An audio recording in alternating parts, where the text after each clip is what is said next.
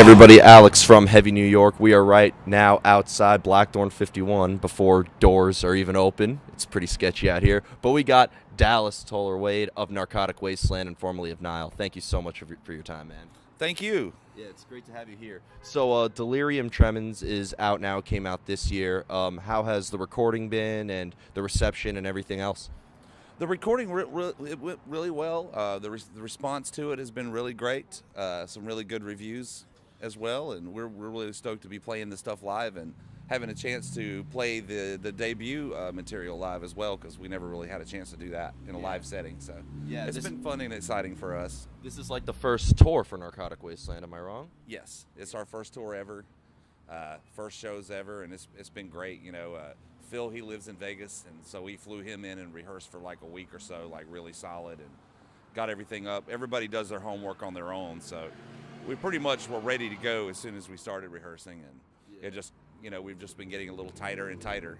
So yeah, I was listening to the record, and it sounds really tight. Now, I was really curious, you know, coming from Nile, 17 years in the band or something like that, does what you do in Nile kind of influence Narcotic Wasteland, or do you want to do something fresh and new and challenge yourself a little bit? Well, there'll probably be some similarities in there just because, some of the songs are music that I wrote for Nile and, the sound of my voice or whatever. But for the most part, it's really just me at the end of the day, and, me and these guys, and what they contribute and everything. And I don't know, I guess I never really looked at it like that.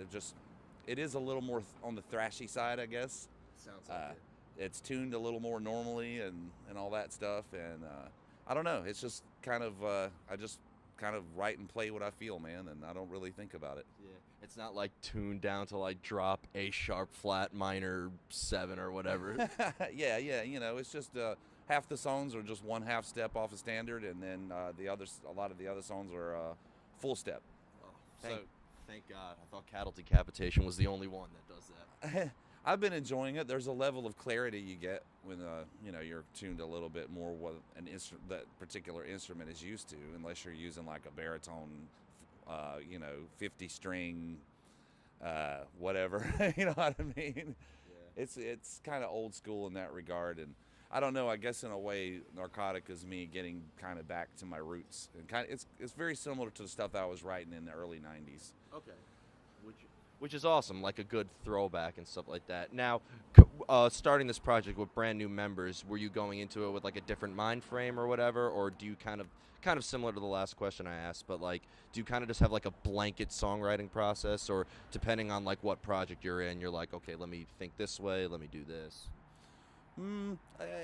It's usually, there's never really any rules when it comes to writing. Sometimes it'll just be me and some pen and paper and my guitar and a practice amp, and then sometimes I'll just have some ideas and I'll just record them and then kind of deal with it later. Yeah. And there's ideas there's songs that I wrote in like a couple of days, and then there's like parts that I'd come up with that never found their way into a song anywhere for over a decade. Really? Yeah. So like you like save your riffs and whatnot and kind of use them for future.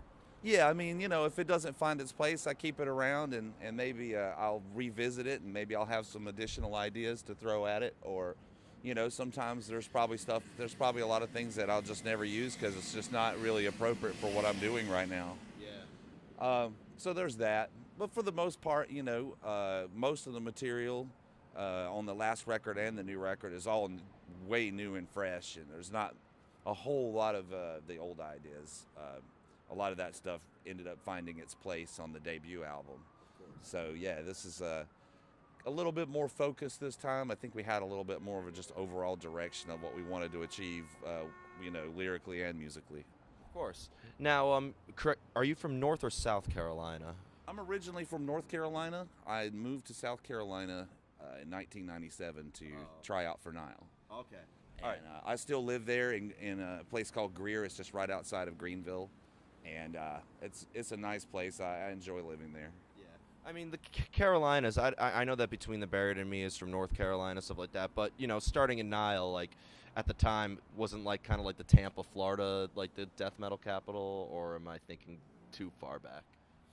Well, I mean there was definitely a lot of talent and a lot of metal bands in the area. Oh, really?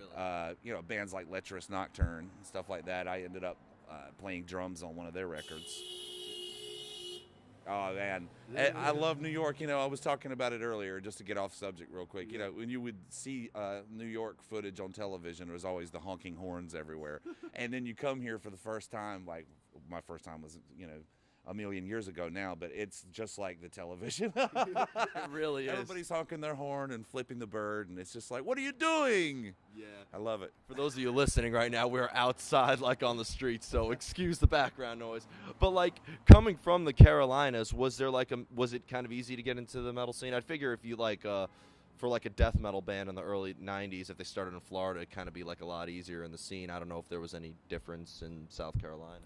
I honestly wouldn't know. I know that it would probably be easier to do it where where all that was going on compared to my hometown in Fayetteville, which was like a military town. And it's really difficult to actually, just because of the overall economic climate, I guess you could say, it's very difficult to get out of there at all, no matter what you're trying to do. Really? Because the jobs just don't really pay that well. Unless you're in the military, there's just really not a lot for you there. Okay. And, you know, it was very difficult to get out. I mean, I moved, I just said, screw it. And I literally moved to South Carolina with like $5 in my pocket and just said, screw it.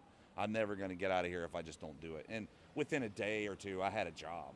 Really? Yeah. And it was decent paying, you know, and I was able to kind of get on my feet and, you know, with you know, the help from the members in Nile and stuff like that, you know, helping me get on my feet. And a couple of my, actually my friend Clay, who recommended me to the band and recommended me to a band in Charlotte because I was just wanting to get out. Yeah. I just felt like I was going nowhere, you know, working a regular job, that kind of thing. And it just wasn't me. I wanted to, even if we were to just play locally forever and I would still be working a regular job, I just wanted to be in a place where other musicians were serious about at least showing up to practice.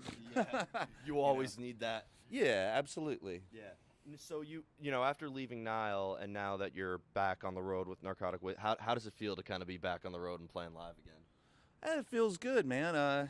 It feels, you know, kind of like normal, you know. Little bit different circumstances. This is kind of in a way kind of like starting over or whatever, but yeah, I'm really enjoying it. It feels good. But I guess I just never really think about it. It's like everything is always in the rear view mirror with me, and it's just like, okay, you got this, let's go. And I don't know. I just don't think about it. If we were just doing stuff locally, it would be fine too. I feel very lucky to be able to get an opportunity to get out and do this. Yeah. You know, after you know, it was announced that you were departing from Nile, like a lot of people wanted to hear what more you would have to do because you have a phenomenal death metal style that I think is very signature. So it's great to have you back on the road and doing stuff. Last question is, can we be expecting more music or more touring from Narcotic? Absolutely. Right now we're talking about, with our booking agent, we're talking about 2018 and what we're going to try and do there. We really want to try and get on a tour with, you know, some other bands instead of just trying to go out as a headliner again, and have like be part of a good package of bands. Yeah. And I think that would be the next step for us. There's also some negotiations for Europe. Really? Which will be interesting, and we'll see how that all pans out for 2018. You know, as we approach 2018, so many more tours are being announced. Everybody's excited what's coming up next. Well, I want to truly thank you so much for your time and coming out here in the sketchiest part of town right now. But everybody, Alex from Heavy New York here with Dallas of Narcotic Wasteland and formerly of Nile. Be sure to pick up the new Narcotic Wasteland record, Delirium Tremens. It is absolutely badass. You do not want to miss out. We'll see you next time.